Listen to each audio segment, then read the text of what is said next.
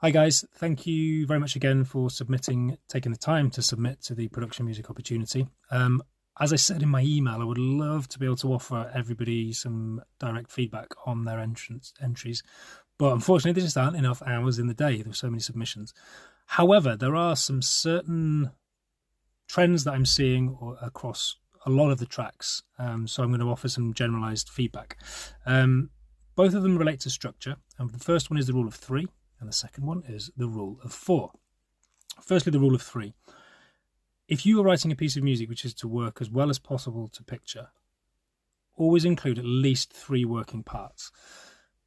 So I think of this in terms, because I'm a songwriter, so from a songwriting background, I think of it in terms of a verse, chorus, middle eight, or a verse, pre-chorus, chorus, however you want to do it, but three distinct sections. The music that you're creating is to help an editor tell their story. So an editor is telling a story with visuals, and they're going to use your music to support that. That story, that narrative, is going to change. It's going to the dynamics of it change, and the story that's been told is going to change. And as such, the editor is going to need the music to change as well, so that it can support that journey. So three working parts seems to be the optimum. It's not to say you can't do 4 and 5, but the more parts there are, the less it starts to sound like a cohesive piece of music. So at least 3 working parts to every track that you produce, which is specifically designed for sync. It works for commercial music as well. So if it's good enough for commercial, it's good enough for production. The second rule, so that was the rule of 3. This is the rule of 4. The rule of 4 being every 4 bars, something new needs to happen. Okay? So every 4 bars, something new needs to happen. Think of a piece of music as taking people on a journey.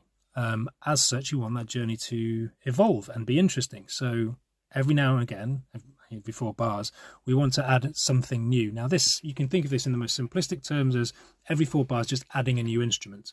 But it doesn't have to be adding something. It could be at some point the change after 4 bars could be a change in harmony, different chords being used.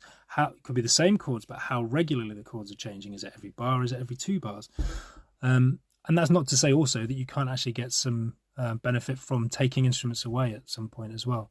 But we're just creating an interesting journey. We're also creating dynamics, and as such, making sure that every 4 bars something changes, adding something, taking something away, creating a shift, just helps to create an interesting listener journey. And again, going back to the editor who's using your music to tell a story, it gives them a sense of growth, a sense of build.